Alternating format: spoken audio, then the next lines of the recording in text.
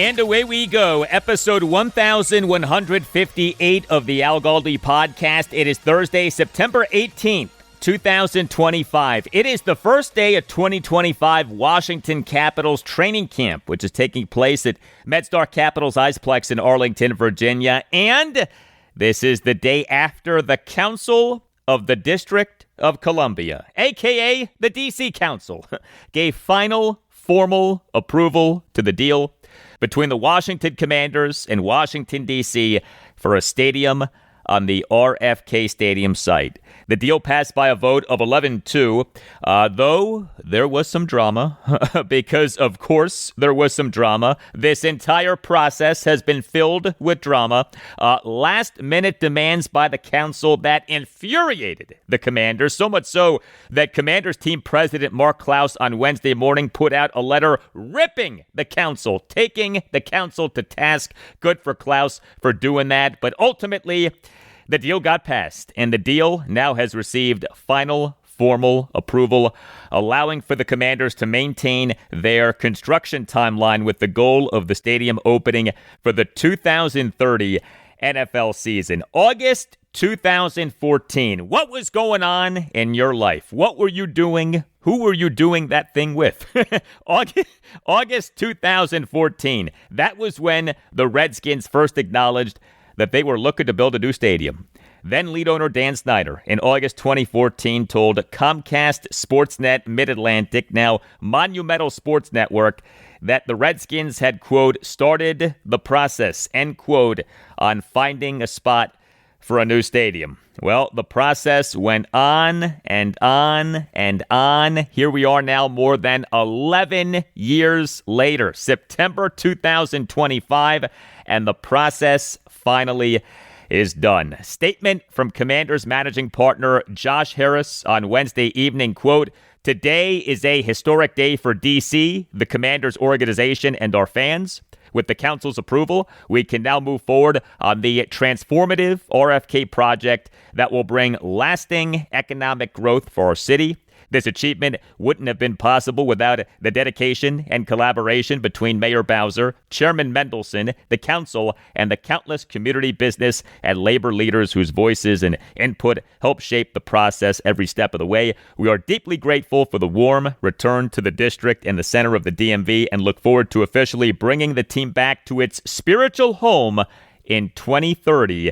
End quote. I tell you, Commanders ownership, the Josh Harris Group, loves that phrase, spiritual home, and referencing the RFK Stadium site. Statement from D.C. Mayor Muriel Bowser on Wednesday evening, quote, "It is with great pride that I can say we are officially bringing our Commanders home and turning 180 acres of land on the banks of the Anacostia on the monumental access into jobs and opportunity for D.C. residents. This will be the largest economic development project in D.C. history. It will supercharge our growth agenda, and we're ready to deliver for our city, our businesses, our people, our project. We're on a path to opening day in 2030, and we're ready to get D.C. residents and businesses to work right now, building housing, retail, hotels, parks, an NFL stadium, a sportsplex, and more in the best city in the world. With the Commanders, we have the right partner at the right time, and I want to thank Josh Harris, Mark Klaus, Andy Van Horn,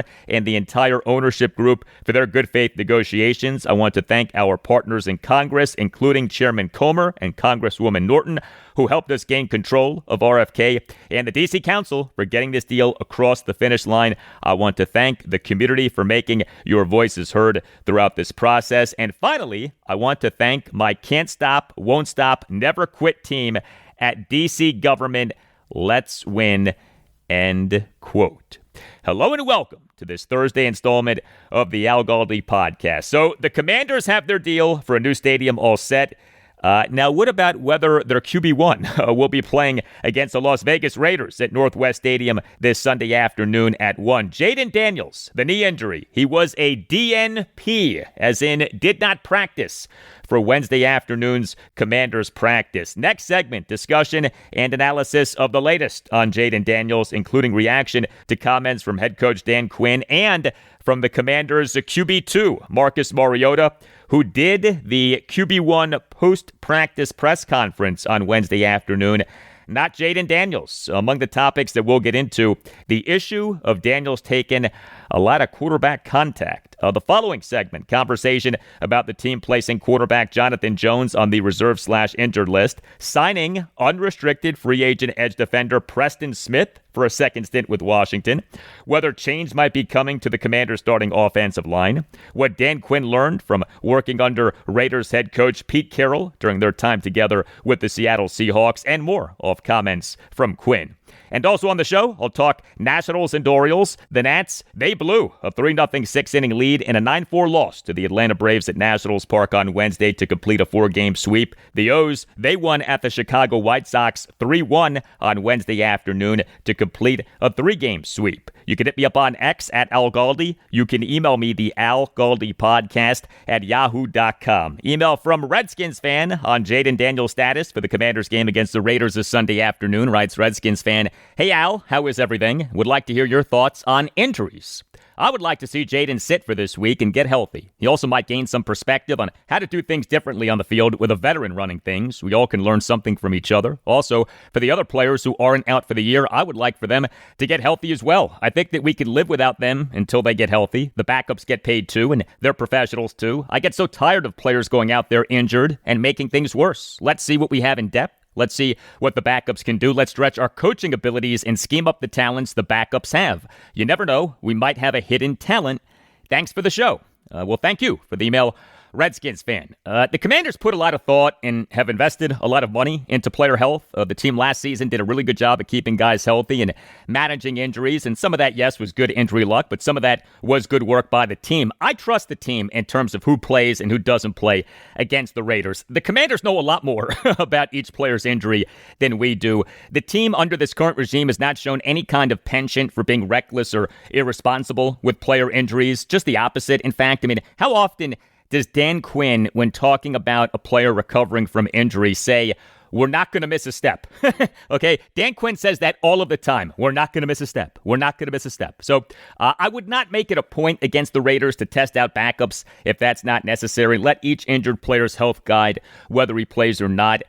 For the record, 3 key people with the Commanders for player health: Tim McGrath, Senior Director of Player Health and Performance; Chad Engelhardt, Head Strength and Conditioning Coach; and Al Bellamy, Head Athletic Trainer.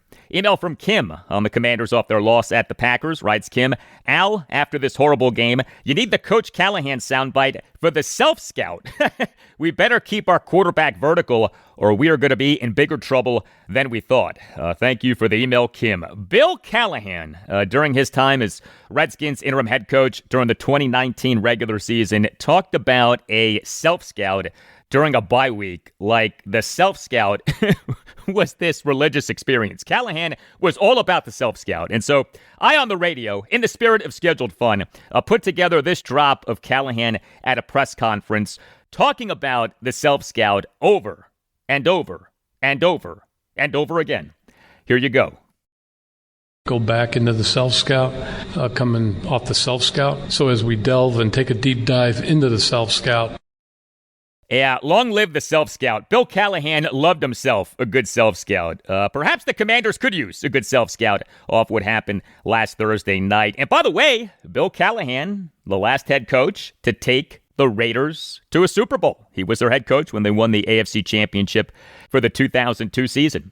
Catering by Uptown. It provides catering to perfection. Whatever event you're planning, especially a wedding, visit cateringbyuptown.com. Mention that Al Galdi sent you and see what Catering by Uptown can do for you. If you are planning a wedding and you're searching for answers, searching for direction, searching for guidance, visit cateringbyuptown.com. Mention that Al Galdi sent you. See what Catering by Uptown can do for you. Catering by Uptown provides both great service and a great price. Catering by Uptown is a family business. It is run by the Pereiras. So they are great Commanders fans, loyal supporters of this podcast. Catering by Uptown specializes in handling everything so that you don't have to. Catering by Uptown understands that special events deserve to be celebrated in style and thus takes care of every detail so that you can enjoy your event. Great service, amazing cuisine, and reliability are the foundation of what makes Catering by Uptown one of the most referred caterers caterers throughout Maryland, Washington, D.C., and Northern Virginia. And know this, if you go to cateringbyuptown.com and click on venues, you can set up your own personal tour of one of Catering by Uptown's premier venues, including outstanding waterfront venues. Catering by Uptown offers the ability to coordinate services at over 100 of the best reception halls, vineyards, farms, historic homes, event venues, banquet facilities, and wedding venues in the area.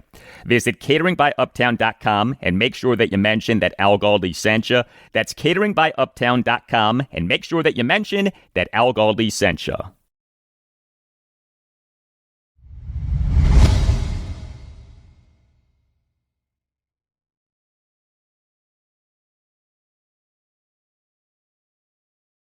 Hey, please consider subscribing to the podcast if you're not already doing that. Subscribing to the podcast costs nothing. Make sure that you never miss an episode and helps out the podcast a lot. And if you're already subscribing, thank you.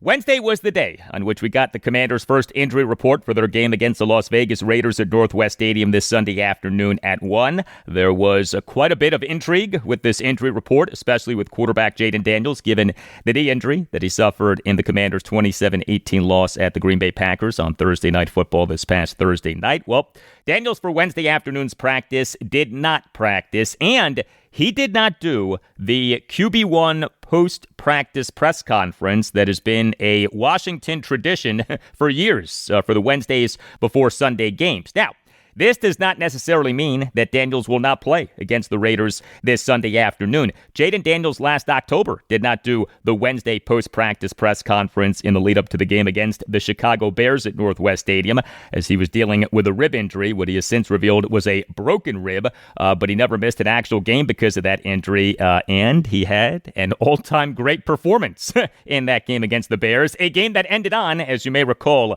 the Hail Noah.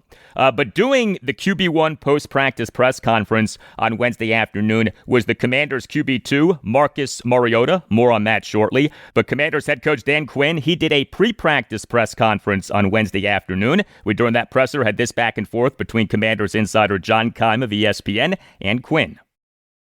Hey Dan, what is the plan for Jayden today and then the rest of the week? Sure. So Jayden had good rehab session day. He also threw out on the field. He won't practice today.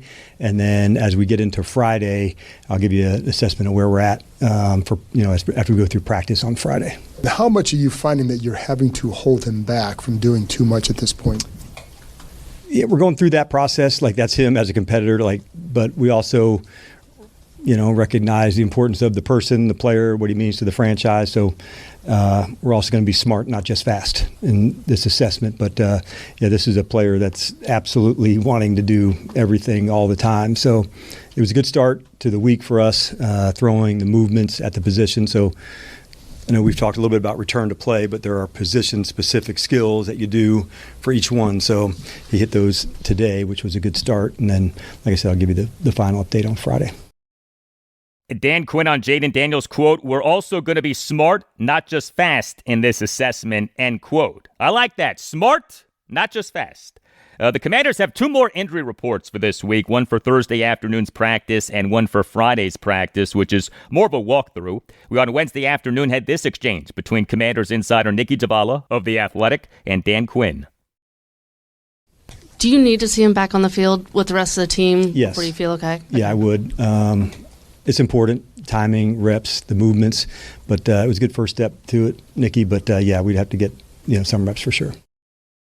All right, so that was notable. Dan Quinn right there saying that he would have to see Jayden Daniels practice to some extent in order for him to play against the Raiders this Sunday afternoon. Look, there's part of me that wonders how much of this is gamesmanship, how much of this is subterfuge. In other words, does Dan Quinn already know one way or the other whether Daniels will play against the Raiders, and Quinn is just trying to keep the Raiders uninformed? And by the way, I would not be mad at all if Quinn is doing that. Now, an issue that is coming up again is the many hits that Jayden Daniels is taking. This was a big issue early last regular season. This is a big issue early this regular season. And helping to make this a big issue again was this from ESPN NFL analyst Mina Kimes on ESPN's NFL Live this past Monday afternoon. Here she was with ESPN NFL analyst Dan Orlovsky.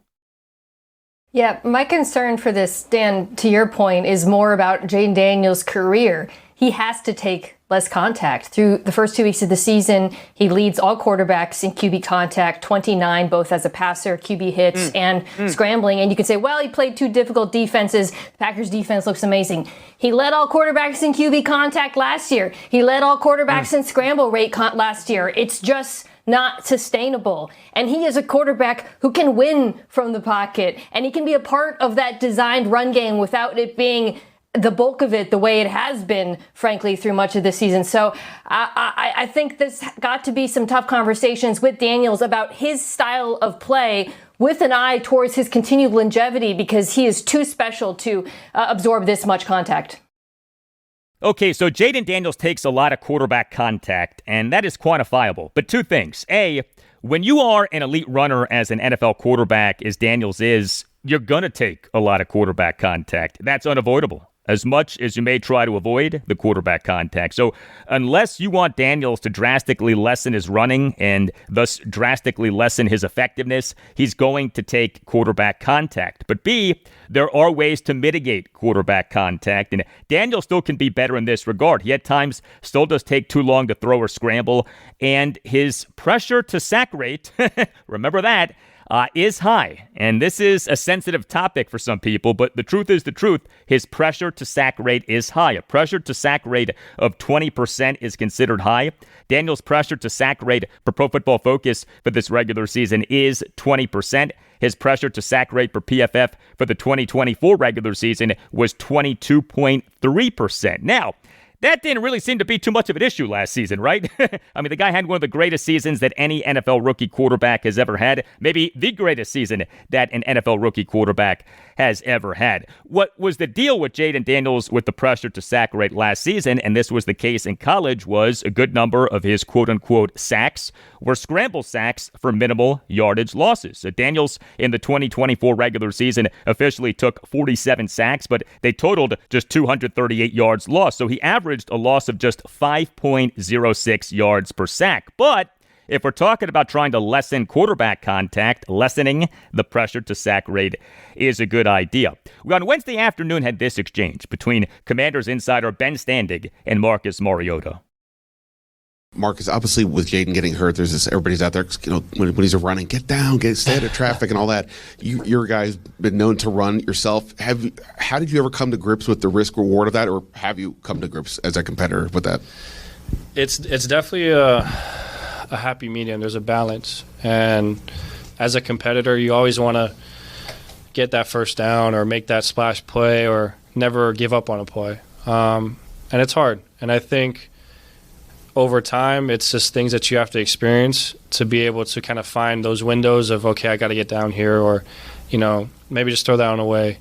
And it's hard because for us in a quarterback room, like we all try to go off of our experiences and explain to Jay, hey, here's the moment where maybe you can get the ball out, but at the same time, like, we never want to take away his superpower, and that's being able to create and use his legs. And the more that we can kind of create those things naturally and allow him to just be himself and play instinctually, that's when he is at his best. So the more that we can just continue to hone in our own experiences and explain, like, hey, maybe this is where we could have done a little better job, but at the same time, it's just allowing him to be him.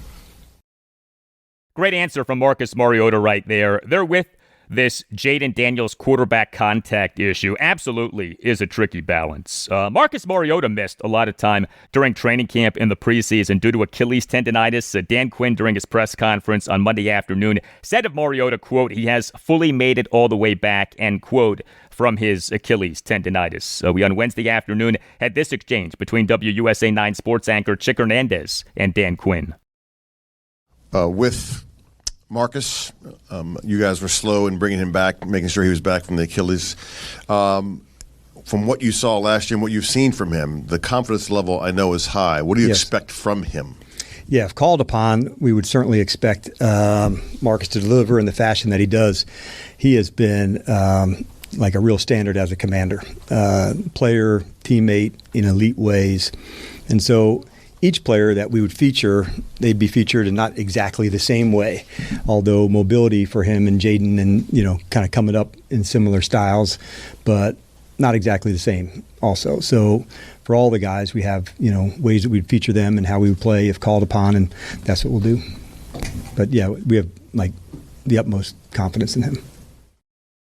And Marcus Mariota earned that confidence with what he did last season. This is Marcus Mariota's second season with the Commanders. He was so good as the team's QB2 last season, right? Mariota in the 2024 regular season played in 3 games, had significant playing time in 2 games. He, for last regular season, had a total QBR per ESPN of 86.3. That's excellent. QBR is on a scale of 0 to 100. This was Mariota during his post-practice press conference on Wednesday afternoon on his recovery from the Achilles tendonitis. Yeah, I would say I started to kind of feel like myself over the course of the last couple of weeks. It's one of those things with the tendonitis, you just kind of have to rest. And the team was willing to kind of let me do that through training camp. We do a great job of getting a bunch of walkthrough reps. So for me, from a mental standpoint, I felt like I was always engaged. And once I felt good physically, I could just kind of come back and roll with everybody.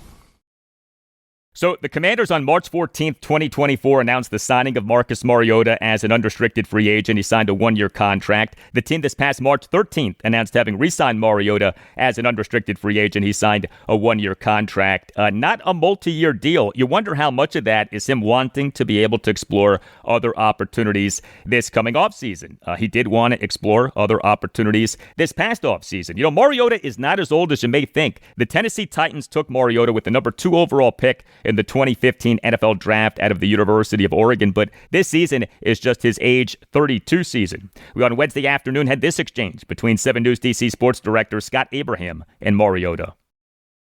Being a starting quarterback for so many years in the National Football League, you obviously are a competitor and you've always wanted to be that starting quarterback. To have that opportunity possibly again on Sunday, because you don't know how many more times that could come down the road here. What is that like for you to maybe be that starter again? Well, just grateful. And I think for me, I've just been very thankful for my time here and being around these guys. It's such a fun group.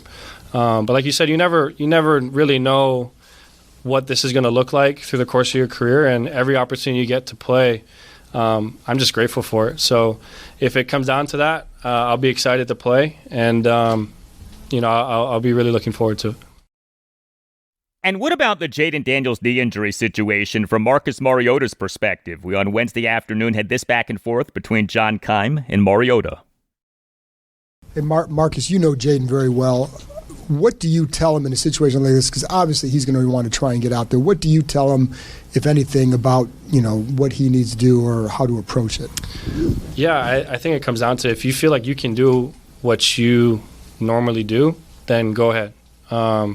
I've been in scenarios like this where you try to fight through it and maybe you're not playing like yourself, and it's hard because you want to be able to be out there for your team and kind of tough it out, so to say.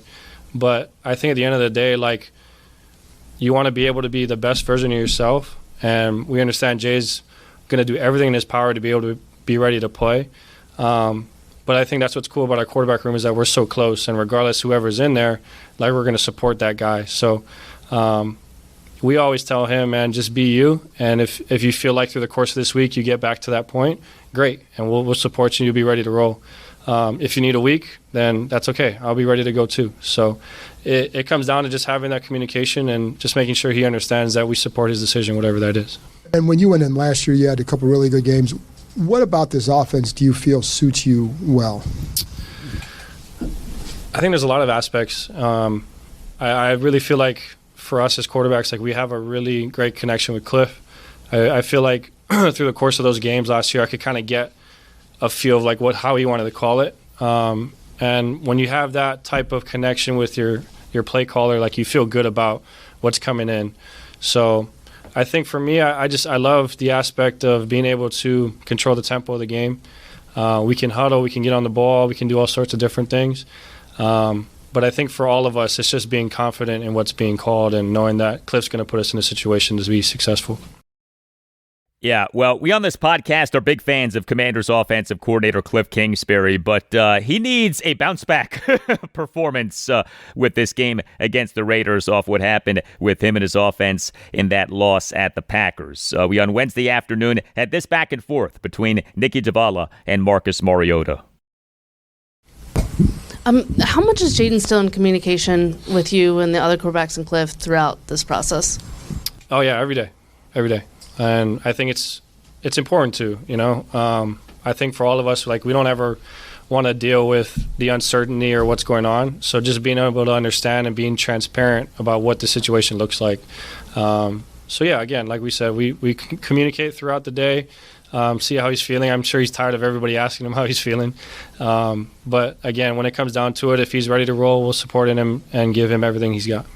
And just having been through this similar scenario last year ahead of the Bears game, do you draw anything from that? I mean, I know this is not new to you, but just the way everything worked out here, do you take anything from that process? Well, I think it just, for me personally, like we were talking about a little bit earlier, just sticking to my process and trusting that process. I've been through this journey for quite some time now, so just understanding that the way that I've prepared for years has given me the confidence to go out there and play well, and just continuing just to lean on that. Okay, by the way, the Commanders' QB3 last season, Jeff Driscoll, he now is on the Raiders practice squad. All right, football and food. Two beautiful things, right? They go so well together. Well, as football season is underway, now is the perfect time to get yourself or someone who you care about Omaha Steaks. And here is a great deal for listeners of the Al Galdi podcast. Visit omahasteaks.com for 50% off site-wide during Omaha Steaks' Red Hot Sale event. And for an extra $35 off, use the promo code ALGALDI at checkout.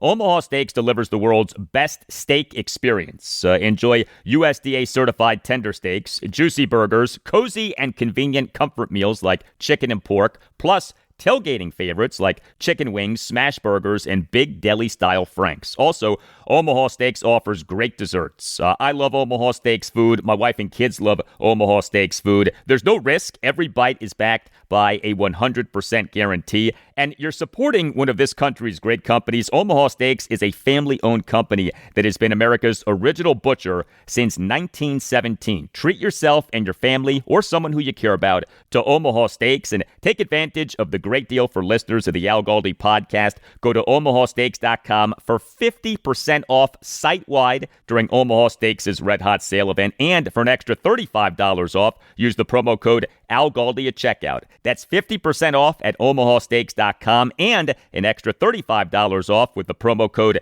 ALGALDI at checkout. See site for details.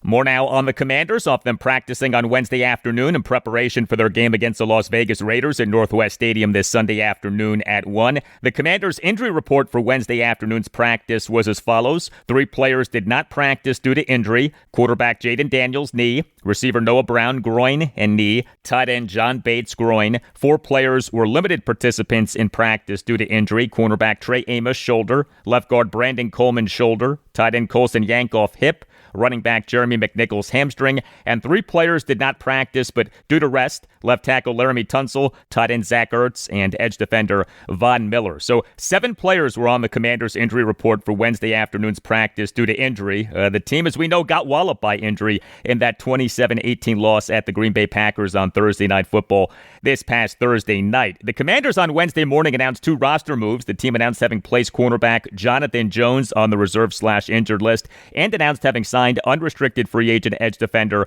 Preston Smith. We'll start with Jones. He suffered a hamstring injury in the loss at the Packers. He's the 3rd Commanders player to be placed on the reserve/injured list of getting hurt in that game. The Commanders on Monday afternoon announced having placed running back Austin Eckler and edge defender Dietrich Wise Jr. on the reserve/injured list off each guy in the loss at the Packers suffering a season-ending injury. Eckler, a torn Achilles, Wise, a quadriceps injury. Jonathan Jones, like Dietrich Wise, an unrestricted free agent acquisition from the New England Patriots this past March. Jones, like Wise and Austin Eckler, an older player this season, is Jones' age 32 season. So we are perhaps seeing the Commanders being old in terms of average player age coming back to haunt them. The good news is that Jones, unlike Wise and Eckler, is not done for the season. Here was Commanders head coach Dan Quinn during the opening statement of his pre-practice press conference on Wednesday afternoon. John Jones to IR. He'll miss some time with his hamstring injury. The good news is he will return, but that's tough for now, but we will get him back. All right, good to hear that. As for Preston Smith, welcome back, Preston Smith. The Redskins took Smith in the second round of the 2015 NFL Draft out of Mississippi State. He played for the Skins for the 2015 through 2018 seasons. And Preston Smith, to me, for the Skins, was a solid, durable player. He, over his 4 regular seasons with the Skins, played in all 64 of the team's games, over which he totaled 24.5 sacks, 59 quarterback hits, and 4 interceptions. Smith and Ryan Kerrigan with the Skins' top 2 edge defenders over the 2015 through 2018 seasons. And Kerrigan now is the Commanders' assistant linebackers coach / pass rush specialist. Now, we probably should temper our expectations with Preston Smith. This season is his age 33 season. The Green Bay Packers last November 5th, what was 2024 NFL trade deadline day, traded Smith to the Pittsburgh Steelers, but his time with the Steelers did not go well. They released him this past February. Still, Preston Smith gives the Commanders another option at edge defender with Dietrich Wise done for the season. Dan Quinn on Wednesday afternoon on Preston Smith. Yeah, we've actually discussed Preston for a while. Edge, he's strong, proven pass rush ability. We like his size too, and so with Dietrich being injured, if we had another chance to add another person to that group, it seemed like the fit. And so I've followed him for a long time. I feel like it's one of those players I've known but didn't have a chance to coach and always have wanted to. And so when he was able to come in for the workout and be here, it just felt like a good fit. He saw him hanging out with Kerrigan, for them playing some years together and having that person, okay, this is what we do here, this is how it's going. I'm hopeful that Ryan can help on that onboarding process, but this is a veteran guy who will get up to speed quick. You can tell he's a bright guy, but you can tell he really worked hard to get himself in shape to be ready for the op when it came, and he had a few of them. Yeah, Preston Smith had a tryout with the Commanders on Tuesday. On Monday's show, episode 1155 with Commanders analyst Mark Bullock, talked about the struggles of the Commanders' offensive line in the loss at the Packers. Mark pointed out that the Commanders' offensive lineman struggling the most right now is left guard Brandon Coleman, not right tackle Josh Conerly Jr. Conerly's getting all the attention, but Coleman, according to Mark, is struggling the most. That said, Conerly had a rough game at the Packers, and so there have been calls from both media members and fans for the Commanders to put Andrew Wiley at right tackle over Josh Conerly. Personally, I don't agree with these calls. I mean, if you believe in Josh Conerly as a 2025 first-round pick, you have to allow for some struggles. Let him develop, give him more than 2 regular season games. But on Wednesday afternoon, had this exchange between Commanders insider Nikki Jhabvala of The Athletic and Dan Quinn. For the O-line, after watching the tape, what's your general assessment of where Conerly is at? And is there any consideration on using Wiley at either guard or tackle on the right side? I think we want to stick to the competition is the central theme in what we do. If I'm looking at 2 games, there's things that I also liked. In the opening game, we ran the ball well and effectively into that space. So, yeah, we got things to improve on for sure, not just at one spot, but at a number of them. And we plan on doing that. Okay, so Dan Quinn non-committal about whether change is coming to the Commanders' starting offensive line, but he did say that the Commanders' offensive line needs improvement at multiple spots. And you wonder if he was thinking about Brandon Coleman. The Commanders in the loss at the Packers got wrecked by an elite edge defender in Micah Parsons, and now comes another quality edge defender in the Las Vegas Raiders, Max Crosby, for the Commanders game against the Raiders at Northwest Stadium this Sunday afternoon at 1. We on Wednesday afternoon had this exchange between Commanders insider Liam Griffin of the Washington Times and Dan Quinn. Hi, Coach. How do you prepare for a guy like Max Crosby after playing against Micah Parsons last week? Does that help prepare your offensive line for come against a top-tier edge rusher? Yeah, not so easy, guys. He is an absolute savage of a player. I love watching him, the energy, the effort, the skill of it. Somebody that, I just respect a lot. And so his game, the way he plays, the style. So overall, we'll have to all play better, than we did in our last performance, and that's what we certainly plan on doing. But, he has garnered that kind of attention for sure. Well, the Raiders took Max Crosby in the 4th round of the 2019 NFL Draft out of Eastern Michigan. He, over 97 career NFL regular season games, has 100 146 quarterback hits. That is a staggering total. 146 quarterback hits over 97 career NFL regular season games. More on Max Crosby. We on Wednesday afternoon had this exchange between Commanders insider Howard Fenrich of the Associated Press and Dan Quinn. As a defensive line expert, what would you say makes Max Crosby as effective as he is, and what's kind of adjustments do you need to make to account for him? Yeah. I think the first two things that come to mind when I think of him, this is like elite effort. And like, okay, yeah, I've heard that a lot, but I'm saying it's at the upper range of it where he can, the stamina to go hard over and over again. He's got great bend. By that, I mean he can slip and slide in between a tight end, a tackle, and then the skill work of it. He loves pass rush like Vaughn, and so for those two, kind of doing the pass rush summit, there's a level of studying and preparation. Instincts, I would say, are a big part of that, but man, do I love the first step quickness and just the absolute dog of a competitor. Sometimes you don't win on the first move, and you have to stay relentless, and that is absolutely been part of his career. And a big part of Dan Quinn's career has been the Raiders head coach, Pete Carroll. The Raiders this past January 25th announced the hiring of Carroll as head coach. He on Monday turned 74. Pete Carroll was the Seattle Seahawks executive vice president of football operations and head coach from January 2010 to January 2024. And Dan Quinn was with the Seahawks for years. He was the Seahawks assistant head coach and defensive line coach for the 2009 and 2010 seasons. He was the Seahawks defensive coordinator for the 2013 and 2014 seasons. We on Wednesday afternoon had this exchange between Commanders insider Tashawn Reed of the Washington Post and Dan Quinn. Dan, obviously Pete Carroll played a huge role in your development as a coach, going on to be the head coach with the Falcons and again here. How valuable have the lessons that you learned from him been as you navigate your career, and what's it going to be like to face off against him this week? Yeah, we've gone against each other a number of times, over the last, 10 years or so. What did I learn? Man, a lot. And he helped me grow. He helped me develop. Like most times when you get to help bring someone along, confidence, belief. So I'd been a defensive line coach for a long time, and I'd left for 2 years to go to Florida, brought me back as the DC, and so that's the type of confidence and belief. For him, I think, like his rock-solid philosophy. That's such an important thing that you need as a head coach. Sometimes as a play caller, you're just this unit, just thing, but as the head coach, man, it's everything. And so two of the very best that I've been around in instilling a philosophy was Pete and Nick Saban. And they both, everybody knew how you get down and what's required and what it's about. And so that was such an important time for me. And also doing it in your own authentic way. I'd certainly learned a lot from him, but I would, think it's more in my flavor of how I do it. But it was certainly a really important part for me. And we heard Dan Quinn mention Nick Saban. This gets overlooked. Quinn worked under Saban. Quinn was the Miami Dolphins defensive line coach for the 2005 and 2006 seasons. So those were Nick Saban's 2 seasons as Dolphins head coach. And when it comes to what the Raiders present to the Commanders, we on Wednesday afternoon had this exchange between Donna Hopkins of Pro Football Plus and Dan Quinn. Hey, Coach, Hey, in Don. looking at the Raiders, what comes to mind first in facing them? Geno Smith is under the center. What do you see in that team? Yeah, there's a lot to like. They have, obviously talk about Geno, like he's got one of the strongest arms, like can absolutely rip the ball. I think they got really good tight end group.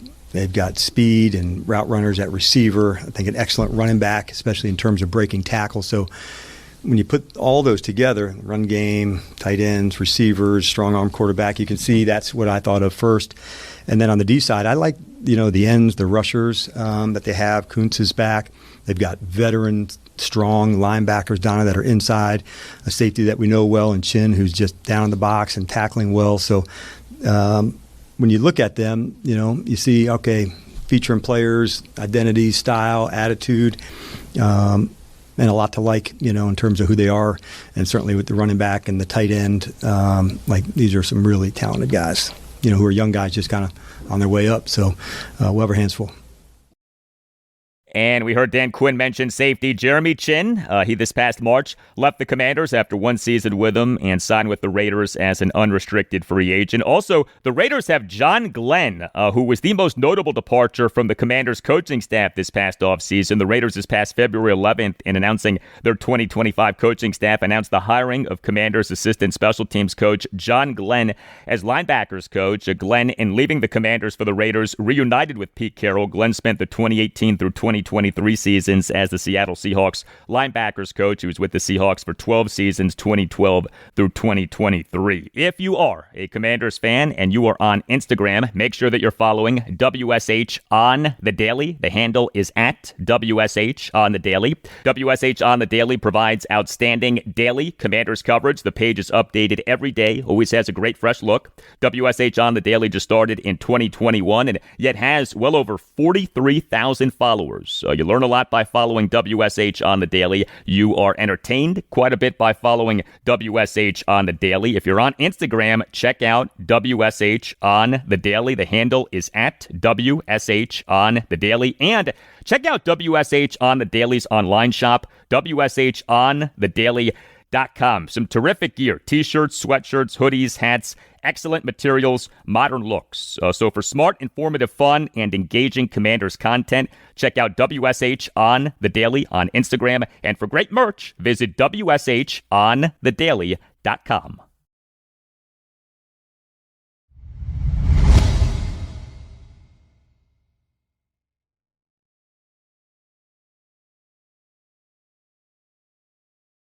The Nationals on Wednesday concluded a stretch of 14 games in 13 days, a taxing stretch in what has been a very disappointing season for the Nats. Now, they over the stretch went 6-8. They at one point in the stretch were 6-4, but then came the last 3 days during which the Nats got swept by the Atlanta Braves in 4 games at Nationals Park, including a 9-4 loss on Wednesday to complete the 4-game sweep. The Nats in this game blew a 3-0 6-inning lead. The Nats over these 4 games against the Braves got outscored 31-10. And so the Nats in MLB's 2025 regular season now are 62-91, worst record in the National League East, second worst record in the National League, third worst record in the majors. The Nats run differential now is at minus 195, second worst run differential in the NL, second worst run differential in the majors. And the Nats now are 8 games behind the Braves for 4th in the NL East. So, so much for the Nats perhaps not finishing last in the NL East. Wednesday was James Wood's birthday. He turned 23, and he had a good game. Good to see that given how much he has been struggling. Nats interim manager Miguel Cairo had Wood back as the Nats' number 1 batter. Wood on his 23rd birthday as the Nats starting DH and number 1 batter went 2 for 5 with an RBI double and a single. Multiple other key young Nats players had success. Dylan Cruz, he is the Nats starting right fielder and number 6 batter, went 2 for 4 with a double, an RBI single, and a stolen base. Robert Hassel III, he is the Nats starting center fielder and number 8 batter, went 1 for 4 with an RBI double. Brady House, he is the Nats starting third baseman and number 9 batter, went 1 for 4 with an RBI single. The Nats scored 4 runs and totaled 10 hits, which were 4 doubles and 6 singles. Also, the Nats went 4 for 14 with runners in scoring position, but the Nats worked no walks and struck out 12 times. And bottom line, the Nats offense just does not have enough firepower, does not hit enough home runs. I mean, the Nats over the 4 games in this series scored just 10 runs. The Nats starting pitcher in this 9-4 loss to the Braves on Wednesday was Brad Lord. He was good. He officially allowed 2 runs in 5 1/3 innings with 4 strikeouts versus 1 walk. He gave up 6 hits, which were a double and 5 singles. He threw a lot of strikes, 102 pitches, 70 strikes, just 32 balls. So a lot of pitches, but also a lot of strikes. So Lord tossed 5 1/3 scoreless innings, but got charged with 2 runs in a 4-run 6 for the Braves. But this overall was another good outing for Brad Lord. And you look at him now for this regular season, during which he has served 2 stints in the rotation and 2 stints in the bullpen. 46 games, including 17 starts, ERA of 4.18, whip of 1.30, 120 and 2/3 innings, and that takes on an even more impressive tone when you consider the background of Brad Lord. The Nats took Lord in the 18th round of the 2022 MLB draft out of the University of South Florida. He this past offseason worked at a Home Depot, and here he is in his rookie season, actually having been one of the better pitchers for the Nats this season. And I know that that's not saying a ton, but I give Brad Lord credit. He overall has had a nice season. The Nats' relief pitching in this 9-4 loss to the Braves on Wednesday was quite bad. The Nats bullpen had been surging, but the bullpen has really come back down to earth lately. 3 Nats relievers officially combined to allow 7 runs in 3 2/3 innings. Clayton Beeter, he officially allowed 2 runs in 2/3 of an inning. He and the Braves' 4-run 6 issued a 1-out walk to each of the first 2 batters he faced. He gave up a 2-out opposite field bases loaded 2-run single by Marcell Ozuna to right center field to tie the game at 3 despite Ozuna having been down in the count at 1.02, and Beeter then gave up a 2-out first pitch RBI single by Nacho Alvarez Jr. to left field for a 4-3 Braves lead, although Ozuna on the play got thrown out by left fielder Dalen Lyle in an attempted advance to third base. A nice outfield assist for Lyle. Saurin Lowe, in his Nats debut, allowed 2 runs in 2 innings. He, in the top of the 7th, gave up a 1-out solo homer by Matt Olson to right center field for a 5-3 Braves lead. The homer went a projected 422 feet per StatCast. The Nats on September 3rd announced having claimed Lowe off waivers from the Seattle Mariners, and the Nats on Wednesday afternoon announced having recalled Lowe from AAA Rochester and having option reliever Orlando Revolta to Rochester. And Shinosuke Ogasawara, he allowed 3 runs in 1 inning. He, in the top of the 9th, allowed 3 runs as he gave up 5 singles and a sac fly. For all of the talk of the Nats' improved relief pitching not long ago, the Nats for this regular season are dead last among 30 MLB teams in relief pitching ERA, 5.56. No game for the Nats on Thursday. Next up for them is their final road trip of the season, a 6-game road trip beginning with a 3-game series at the New York Mets. Game 1 Friday night at 7:10. Game 2 Saturday afternoon at 4:10. Game 3 Sunday afternoon at 1:40. The Nats have not yet announced their starting pitchers for the series.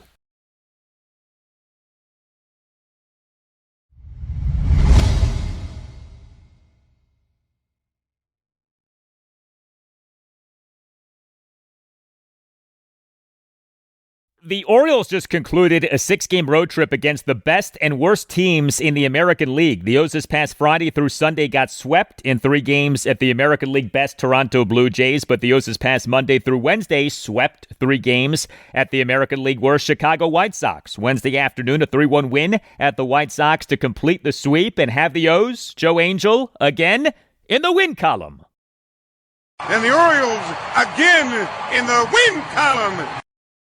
Yes, Joe, the win column. The O's in MLB's 2025 regular season now are 72-80, worst record in the American League East, but the O's now are 56-46 since their 16-34 start. The White Sox in this regular season now are an American League worst 57-96. The O's in this 3-1 win at the White Sox on Wednesday afternoon scored just 3 runs and total just 7 hits, which were a home run, a double, and 5 singles. So the O's also went just 1 for 11 with runners in scoring position and struck out 12 times. But the O's drew 5 walks, and the O's went 7 for 7 on stolen bases. The O's in this game ran like crazy, and hitting like crazy right now is Dylan Beavers. He is the Orioles starting left fielder and number 7 batter, went 1 for 3 with a 2-run homer, a walk, and a stolen base. Beavers in an Orioles 2-run 4th had a 1-out 2-run homer to right field for a 3-0 Orioles lead. The O's on August 16th announced having selected the contract of Dylan Beavers from AAA Norfolk. He's since then over 105 plate appearances, has an OPS of 893. He has been awesome. The Orioles starting pitcher in this 3-1 win at the White Sox on Wednesday afternoon was Tyler Wells. He again was good. Wells allowed 1 run in 6 innings with 4 strikeouts versus no walks. He gave up just 4 hits, which were a home run and 3 singles. He threw a lot of strikes, 89 pitches, 64 strikes versus just 25 balls. So this was start number 3 for Wells since the O's on September 2nd announced having returned him from his minor league rehab assignment and having reinstated him from the 60-day injured list. He had been on that since March 27th, retroactive to March 24th.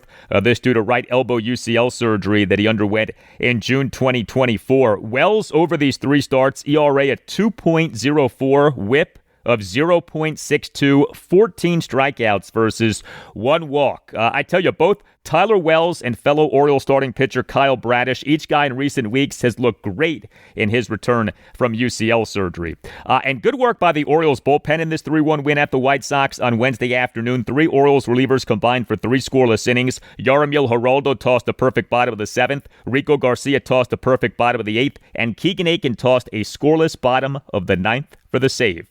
Next up for the O's is their final homestand of the season, a 7-game homestand beginning with a 4-game series against the New York Yankees at Oriole Park at Camden Yards. Game 1, Thursday night at 7:15. Cade Povich will be the Orioles starting pitcher.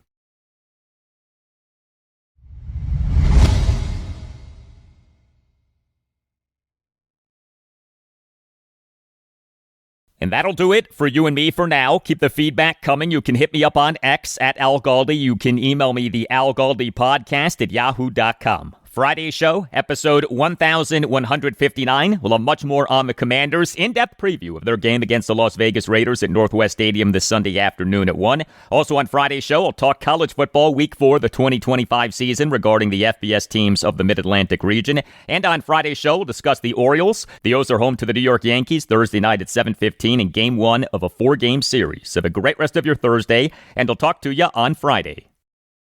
Go back into the self-scout, coming off the self-scout. So as we delve and take a deep dive into the self-scout,